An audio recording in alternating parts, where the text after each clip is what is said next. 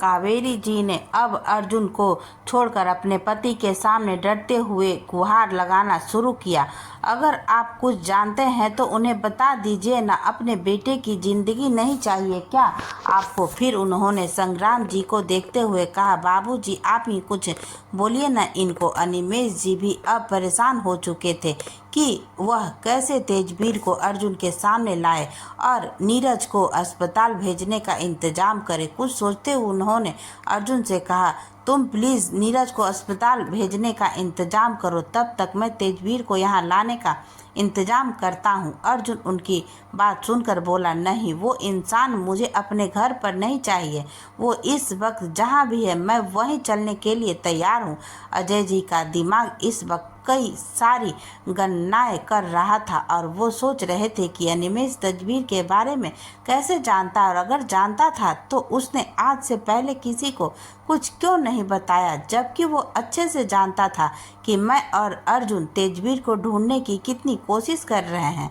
वो अपने सवालों को अनिमेष जी के सामने रख सकते थे, पर उन्हें अनिमेष जी ने से किसी सच की उम्मीद नहीं थी। दूसरी तरफ अग्रिमा अपने दिमाग के घोड़े दौड़ाए जा रही थी। सुभाष जी और तेजवीर जी से यह भी पता चल चुका था कि तेजवीर जी और अजय जी भी अच्छे दोस्त थे और उन दोनों के ही अनिमेष सोलंकी से कुछ खास संबंध नहीं थे। उसका दिमाग भी अजय जी की तरफ कई सारी गणनाएं करता जा रहा था और फाइनली उसके दिमाग में जो सवाल उभरा वो ये था कि अगर तेजवीर जी को अनुपमा जी के साथ गलत करना ही होता तो उन्हें अनिमेष के घर पर वो सब करने की क्या ज़रूरत थी, वो भी शादी के माहौल में जहाँ पर घर रिश्तेदारों से भरा रहता है। वो अनुपमा को कॉलेज से किडनैप कर सकता था और किसी ऐसी जगह यह सब कर सकता था जहाँ से किसी के लिए भी सब पता लगाना मुश्किल होता था। उसके दिमाग में इस वक्त बस एक ही चीज़ चल रही थी कि कहीं इन सब के पीछे अनिमेष सोलंकी तो नहीं, पर यह नरेश कौन है? उसने कई सारे सवाल राजवीर को सुभाष जी और जगत राज जी से भी किए, पर तेजवीर जी से जुड़े सवालों का जवाब उसे नहीं मिला और वो तीनों ही उससे कह रहे थे कि तेजवीर जी से जुड़े सवालों का जवाब सिर्फ दो ही इंसान दे सकते हैं, एक अजय जी और दूसरा संजीता जी। संजीता जी से बात करना इस वक्त नामुमकिन था क्योंकि वह होश में ही नहीं थी, लेकिन अजय जी उनसे तो बात की जा सकती है ना, पर कैसे? ये सारा मामला इतना सीधा नहीं है कि फ़ोन पर बात करके सुलटाया जा सके। अर्जुन के घर जाने का वो तो सोच भी नहीं सकती थी, तो अजय जी से बात होगी कैसे? सूर्य प्रताप जी इस वक्त अर्जुन के गुस्से से डर रहे थे कि अर्जुन गुस्से में कहीं तेजवीर को देखते ही उसकी जान न ले ले। अर्जुन के परिवार से कोई नहीं चाहता था उसके सिर कोई खून का इल्जाम आए, इसलिए सूर्य प्रताप जी ने अर्जुन से कहा, अर्जुन तुम्हें कहीं जाने की ज़रूरत नहीं है। अगर तुम्हें तेजवीर चाहिए तो हेनरी को अनिमेष के साथ भेजो, वो जाकर तेजवीर को ले आएगा। फिर सूर्य प्रताप जी ने हेनरी को देखते हुए कहा, हेनरी तुम तेजवीर को लेकर फार्म हाउस पर पहुंचो, हम सब भी वहीं आ रहे हैं, क्योंकि उसके कदम इस घर में तो मैं भी नहीं पड़ने देना चाहता। अर्जुन ने तुरंत ही अपनी दादू को रोकते हुए अपने जाने की बात कही तो अथर्व ने भी अर्जुन से कहा, अर्जुन दादू ठीक कह रहे हैं, उसे फार्म हाउस तक आने दे, उसके बाद देखते ही कि आगे क्या करना है। हर मसले का समाधान सिर्फ गोली और जान से मारना नहीं होता। अर्जुन सब की बात नहीं टाल पाया तो गुस्से में आकर एक सोफे पर बैठ गया और हेनरी अनिमेष को लेकर उसके पते पर चल गया। अनिमेष जी ने भी चैन की सांस ली और अर्जुन की साथ नहीं आया तो शायद वो सब अब भी छुपा सकते थे जो वो इतने सालों से छुपाते आ रहे हैं। कार्तिक जी बार बार अपने माथे का पसीना पोंछ रहे थे क्योंकि तेजवीर जी के सामने आने की खबर से उनकी घबराहट भी बढ़ रही थी। शायद अपने पुराने कर्मों को याद करके उन्हें अपने आने वाले कल की चिंता होने लगी थी। सूर्य प्रताप जी ने अब अजय जी से धीरे से कहा, अजय, मुझे लगता है कि हमें मलिक परिवार को भी ये बता देना चाहिए कि तेजवीर मिल गया है। तेजवीर ने जो भी किया है पर है तो वो उनका बेटा ही। अजय जी ने भी उनकी बात पर सहमति जताई और उन्होंने राजवीर जी को फ़ोन लगा दिया। राजवीर जी ने जब अपने फ़ोन पर अजय जी का नंबर देखा तो उनके माथे पर परेशानी की लकीरें भर आई, जो वहां बैठे बाकी सब से भी छुप नहीं पाई। अग्रिमा ने भी आगे आकर फ़ोन की स्क्रीन को देखा तो वहां अजय प्रताप सिंह जी का नाम लिखा हुआ था। हैरानी तो उसे भी हुई। अग्रिमा ने उन्हें फ़ोन उठाने का इशारा किया तो राजवीर जी ने अजय जी से बात की और बात करने के बाद वह धम से कुर्सी पर बैठ गए। उन्हें परेशान देखकर बाकी सब तुरंत उनके पास आए और फ़ोन पर हुई बातचीत जानने के लिए बेचैन हो गए। राजवीर जी ने उन सब से कहा, अजय को मुझसे और बाबूजी से कुछ ज़रूरी बात करनी है, वो मिलना चाहता है। तो मैंने बता दिया कि हम लोग चंडीगढ़ में हैं। उसने जल्दी से अपने फार्म हाउस आने को बोला है। सब सांवलिया नज़रें से उनकी ओर देखने लगे तो उन्होंने अपने आप को थोड़ा संयत करते हुए कहा, शायद उन लोगों को तेजवीर मिल गया है। ये बात सुनकर बाकी सब की तो होश ही उड़ गए, जबकि जगत राज जी की आंखों से आंसू की एक बूंद बह निकली। बेटा कितना भी बुरा क्यों न हो, पर माँ बाप के लिए वो हमेशा बेटा ही रहता है। तेजवीर भी बेशक कई सालों से गायब था, लेकिन जगत राज जी हर रोज ही भगवान से प्रार्थना करते थे कि वो मरने से पहले वो सिर्फ एक बार अपने बेटे की शक्ल जरूर देख ले। जहाँ जगत राज जी अपने बेटे की जिंदा होने और मिलने की बात सुनकर भावुक हो गए थे, वहीं राजवीर जी के मन में बहुत सारे सवाल चल रहे थे। आखिर क्यों अजय जी ने उन सब को वहाँ बुलाया है, कि क्यों कि जितनी शिद्दत के से प्रताप परिवार तेजवीर को ढूंढ रहा था। राजवीर जी को लगता था कि जिस दिन उन्हें तेजवीर मिल जाएगा वो अपनी बहन का बदला लेने के लिए उसे तुरंत ही गोली मार देंगे या किसी भी तरह उसकी जान ले लेंगे। पर ऐसे बुलाना तो क्या वो अपनी बहन का बदला पूरे मलिक परिवार के सामने लेना चाहते हैं? यह सोचकर उनका शरीर एक पल को कांप गया। उन्होंने किसी तरह हिम्मत करते हुए अग्रिमा से कहा, अम्मू बेटा तुम यहीं रुको, हम लोग होकर आते हैं। लेकिन अग्रिमा को अपना जाना उन सब से ज़्यादा ज़रूरी लग रहा था, क्योंकि उसे भी बहुत सारे सवालों के जवाब चाहिए थे, स्पेशली अजय जी से। उसे तेजवीर जी और अनिमेश जी के बारे में बात करनी थी। उसे तो अपनी माँ की बातें सुनकर ही किसी रंजिश की बू आ रही थी और अब तेजवीर जी के जिंदा होने की खबर ने उस बू को और भी तेज कर दिया था। इसलिए उसने अनुराग को अस्पताल में रुकने को कहा और बहुत सारी हिदायतें अपनी माँ की सुरक्षा के लिए उसे दे डाली और खुद बाकी सब के साथ अर्जुन के फार्म हाउस के लिए निकल गए। जी ने निकलते से पहले आनंदी जी को अपने साथ साथ अपनी माँ का और अनुपमा जी का ध्यान रखने को कहा, तो आनंदी जी ने भी उनसे साथ चलने की बात कही, जिस पर अजय जी ने उन्हें समझाना चाहा कि उसका साथ चलना ठीक नहीं है, लेकिन अपनी बहन की बात सुनकर वह मना नहीं कर पाए, क्योंकि अनुपमा जी ने उनसे कहा, भैया मुझे साथ ले चलिए, जो हो गया सो हो गया, पर मैं नहीं चाहती कि आप अर्जुन या अथर्व कोई भी अपने हाथ खून से रंग ले। अर्जुन को रोकना मुश्किल होगा, शायद मेरे कहने से वो मान जाए, इसलिए मुझे भी साथ ले चलिए। अर्जुन ने गुस्से में आपा खोने का डर परिवार के हर सदस्य को सता रहा था और इसलिए अजय जी किसी को मना नहीं कर पाए। सबको साथ लेकर वो फार्म हाउस के लिए निकल गए। उससे पहले उन्होंने नीरज को कावेरी जी के साथ अस्पताल भिजवा दिया, लेकिन अर्जुन ने उन दोनों के साथ अपने कुछ गार्ड्स भी भेजे ताकि नीरज वहां से किसी कीमत पर भी भाग न सके। कुछ देर बाद अर्जुन का पूरा परिवार कार्तिक जी, संग्राम जी, नीतिच्छा, कुंज और अर्जुन के गार्ड फार्म हाउस पर थे।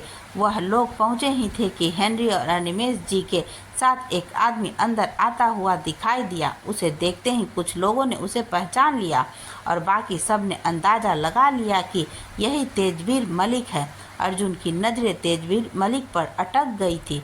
लंबाई अच्छी खासी थी, चौड़े कंधे लेकिन अब झुक चुके थे। शारीरिक बनावट से भी कमजोरी का पता चल रहा था। ऐसा लग रहा था जैसे उन्होंने काफ़ी सालों से खुद का ध्यान नहीं रखा।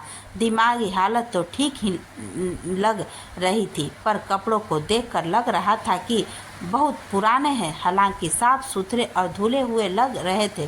तेजवीर जी की नज़र जैसे ही सामने पड़ी, सबको देखकर वह ठिठक गए।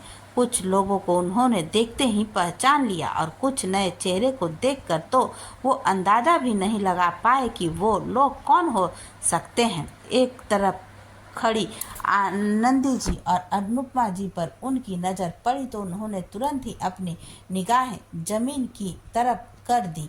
अनुपमा जी की आंखों में देखने का साहस नहीं था उनका। वह चलते चलते रुक गए तो हेनरी ने एक तरफ से कोहनी से उनका हाथ पकड़ा और उन्हें खींच कर ले जाकर अर्जुन के सामने खड़ा कर दिया, जिससे वो लड़खड़ा गए पर खुद को गिरने से संभाल लिया। अनिमेष जी कुछ कदम पीछे ही रुक गए थे।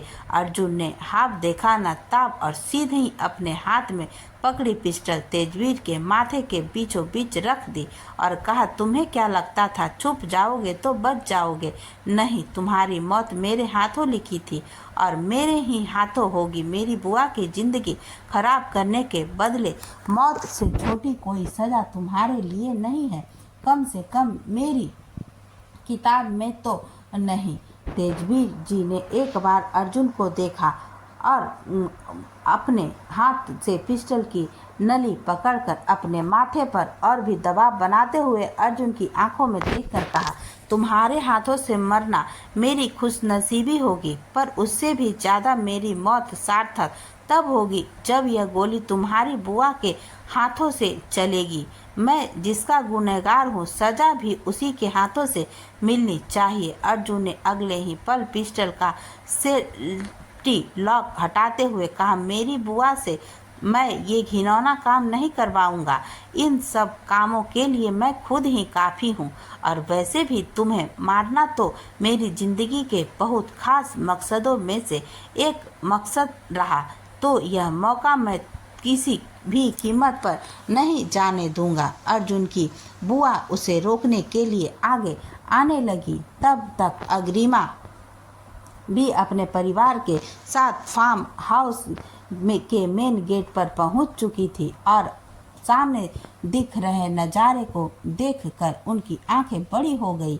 हालांकि उसने तेजवीर जी को आज तक तस्वीरों में ही देखा था, लेकिन फिर भी अर्जुन और उसके सामने खड़े होने पर और बीच में रखे पिस्टल और साथ ही उनके चेहरे की कुछ फीचर्स को देखकर वो जान चुकी थी कि वह बड़ा खड़ा इंसान तेजवीर ही है। वो तुरंत दौड़ती हुई आगे आई और तेजवीर को अपने पीछे कर अर्जुन की पिस्टल के सामने खड़ी हो गई।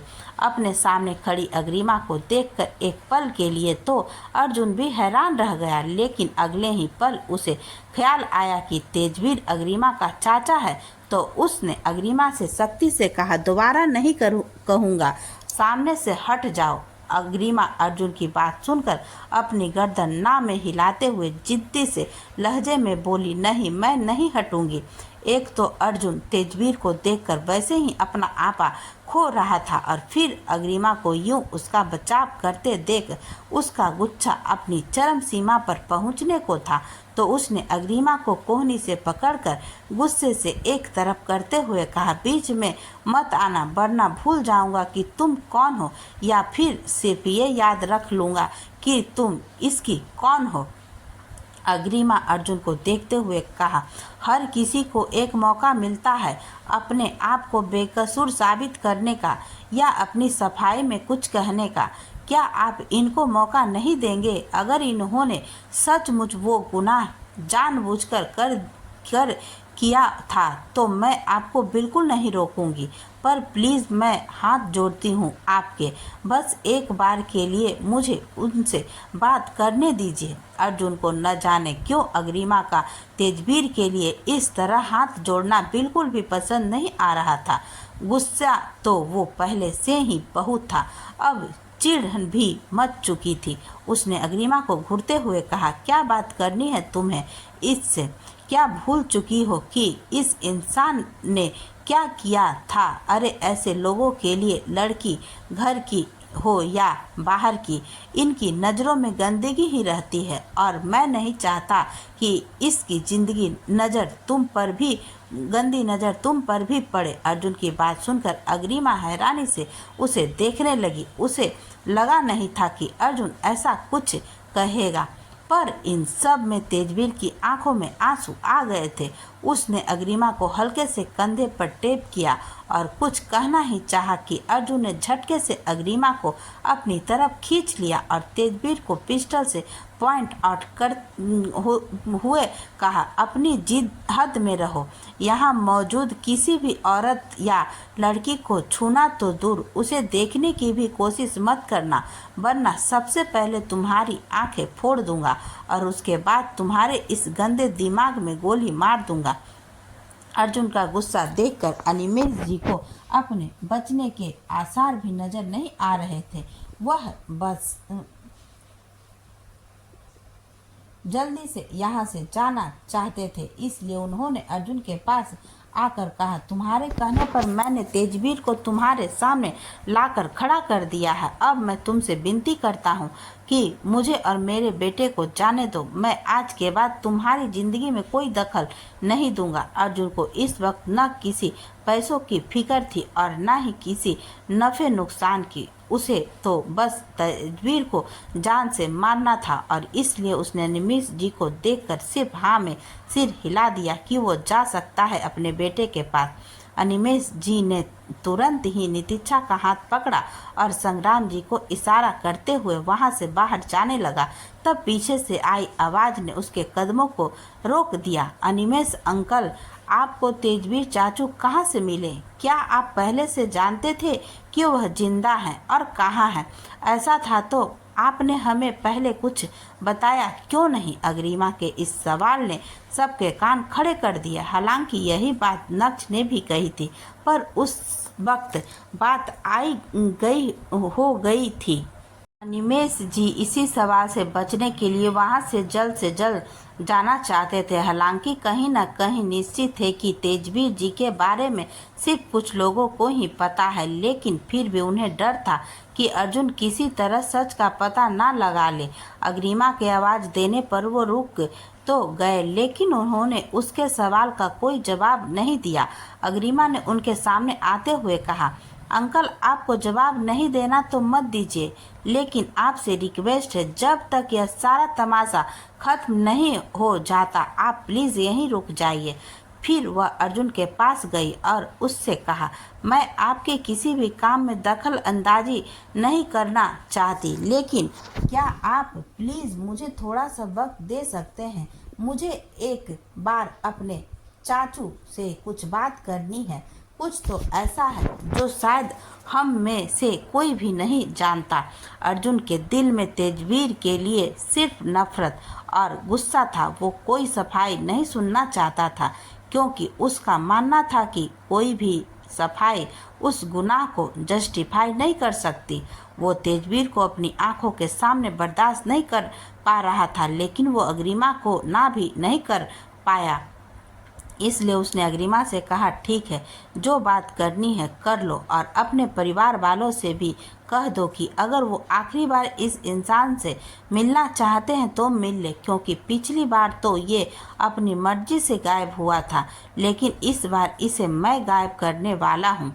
अग्रिमा ने अर्जुन की बात को ज़्यादा सीरियस न लेते हुए थैंक यू कहा और सीधे तेजवीर के पास पहुँच गई। उसने तेजवीर को देखते हुए बहुत ही प्यार से कहा, चाचू। तेजवीर ने अपने सामने बैठी लड़की को हैरानी से देखा और फिर अपनी शंका को दूर करने के लिए अटकते हुए पूछा, तुम मेरी भतीजी? अग्रिमा ने हाँ का इशारा करते हुए राजवीर जी की तरफ उंगली कर दी तो तेजवीर जी को समझ आ गया कि वो राजवीर जी की ही बेटी है। तेजवीर जी ने होले से अपना हाथ उसके सिर पर रखा और अपनी रूंधी हुई आवाज में कहा, माफ कर दो बेटा, मेरे पास तो तुम्हें देने के लिए कुछ नहीं है। अग्रिमा को तेजवीर जी की आंखों में कुछ तो नजर आ रहा था। वो पछतावा था, पश्चाताप था, दर्द था, पर वो जो कुछ भी था उसमें पूरी सच्चाई थी। अग्रिमा तेजवीर जी से कहा, चाचू, मुझे आपसे कोई पैसे या सगुन नहीं चाहिए। मुझे आपसे बस अपने कुछ सवालों का जवाब चाहिए। आप इतने साल कहाँ थे? अगर आप जिंदा थे तो वापस क्यों नहीं आए? तेजवीर जी ने अग्रिमा को देखते हुए अपने अतीत को याद करते हुए कहा, मैं पिछले कई साल से एक कैद में था जहां कुछ लोग पहरा देते थे ताकि मैं भाग ना सकूं। मैंने बहुत कोशिश की वहां से निकलने की, पर नहीं निकल पाया। मुझे सिर्फ इतनी चीजें दी जाती थी कि मैं मरूं ना, और आज न जाने कहां से अनिमेष वहां आया और मुझे यहाँ ले आया। अग्रिमा को तेजवीर जी की हालत से साफ समझ आ रहा था कि वो झूठ नहीं बोल रहे। उसने तेजवीर जी से पूछा, तो क्या आप अपनी मर्जी से शादी छोड़कर नहीं गए थे? तेजवीर जी ने मन ही मन कहा, जिस लड़की से शादी के सपने देखता था, मैं उसके साथ शादी छोड़कर अपनी मर्जी से कैसे जा सकता था? पर वो ये सब की मौजूदगी में कह नहीं पाए और अग्रिमा से बोले, नहीं, मुझे शादी नहीं करनी होती तो मैं वैसे ही मना कर देता, हाँ ही नहीं कहता। जिस दिन शादी होनी थी उससे पहली रात मैंने जैसे ही कमरे में रखा पानी पिया, मुझे चक्कर आने लगे और शायद मैं बेहोश हो गया था, क्योंकि सुबह जब मेरी आंख खुली तो मैं किसी पुराने से घर में एक कुर्सी से बंधा हुआ था। राजवीर जी ने आगे आकर तेजवीर जी के चेहरे को अपने हाथों में लेते हुए पूछा, कौन तेज, किसने किया ये सब? तेजवीर जी के कुछ कहने से पहले अनिमेष जी ने सबको सुनाते हुए कहा, ये पूछने का क्या मतलब है राजवीर? जाहिर है कि तुमने ही अपने भाई को बचाने के लिए दुनिया से छुपा कर रखा होगा, क्योंकि तुम्हारा भाई अनुपमा जी से शादी नहीं करना चाहता था और अपने भाई के मुंह में अंधा होकर तुमने और तुम्हारे परिवार ने तेजवीर को शायद से गायब करवा दिया और उसे कहीं छुपा कर रख दिया। अनिमेष जी की बात सुनकर अग्रिमा ने सहज लेकिन विश्वास के साथ कहा, यह भी तो हो सकता है अनिमेष अंकल कि किसी ने दोनों परिवारों के बीच रंजिश पैदा करने के लिए यह सब किया हो। अर्जुन एक तरफ एक कुर्सी पर बैठा सब सुन रहा था।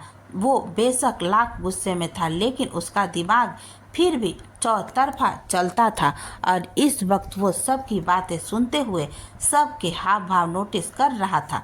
अथर्व और नक्श को भी किसी साजिश की बू आने लगी थी। उन दोनों ने अर्जुन की तरफ देखा तो अर्जुन अपनी पलकें झपका दी और उन्हें बताया कि अब वो शांत है।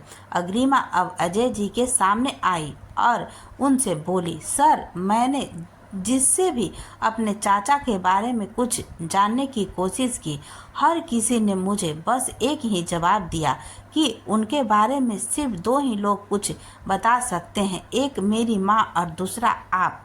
मेरी माँ पिछले 21 सालों से अपनी खराब मानसिक स्थिति के चलते कुछ नहीं बता पा रही थी। वो आज ही ठीक हुई थी और अभी भी उनकी याददाश्त पूरी तरह से वापस नहीं आई है, लेकिन उन्हें आज भी पूरा विश्वास है कि उनका देवर किसी लड़की के साथ बलात्कार जैसा घिनौना कृत्य कर ही नहीं सकता। अपनी भाभी के विश्वास को महसूस करके तेजवीर जी के मन में एक संतुष्टि का एहसास भर आया था। अग्रिमा ने आगे कहा, आज मैं आपसे भी जानना चाहती हूँ कि क्या आपको कभी ये नहीं लगा कि तेजवीर मलिक ऐसा गंदा काम नहीं कर सकता था?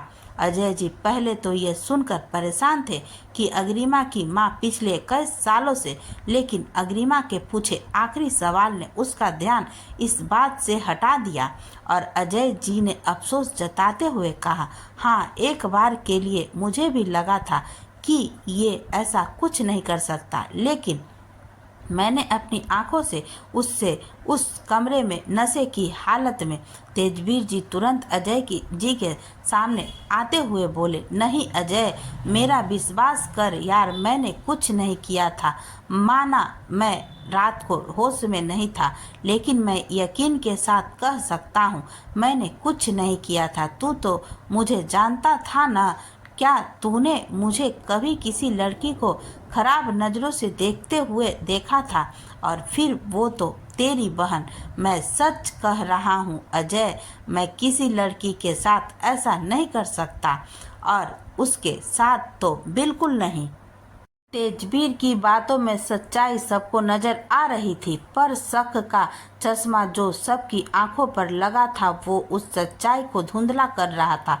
पर अग्रिमा का धुंधलापन अब छटने लगा था। पहले संचिता जी का ये बताना कि तेजवीर अनुपमा जी को पसंद करता है, और अब तेजवीर जी की बातों में अनुपमा जी का अनकहा जिक्र। वो समझ गई थी कि 21 साल पहले किसी ने आपसी रंजिश के चलते दो परिवारों में रंजिश पैदा कर दी, और दो जवान धड़कते दिलों में पनप रही मोहब्बत का गला घोट दिया था। अनुपमा जी ने जब तेजवीर जी की कही लाइन सुनी, उसके साथ तो बिल्कुल नहीं, उनका रोना बढ़ गया। आखिर कहीं न कहीं वो भी जानती थी कि तेजवीर उनको पसंद करता था, और तेजवीर जी की एक नज़र उनके खुद के दिल में भी कई सारे इंद्र धनुष खिला देती थी। उन दोनों ने कभी एक दूसरे से कुछ कहा नहीं था, पर दोनों के दिल एक दूसरे की भाषा जानते थे।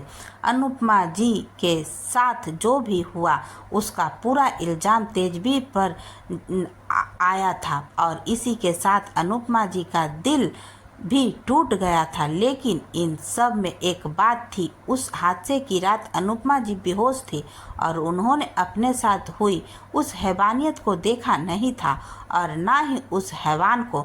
तो वो कभी भी अपनी यादों में तेजवीर जी का वो हैवानी रूप याद नहीं कर पाती थी, और शायद इसलिए ही अब तक उनके दिल के कोने में कहीं न कहीं कोई जज्बात छुपा हुआ था। ये जज्बात शायद दब कर भी रह जाते अगर उन्हें कार्तिक जी से प्यार और सम्मान मिला होता। तब उन्हें लगता कि तेजवीर जी ने उनके साथ गलत किया है, और उसके बावजूद भी कार्तिक जी ने उन्हें अपनाया।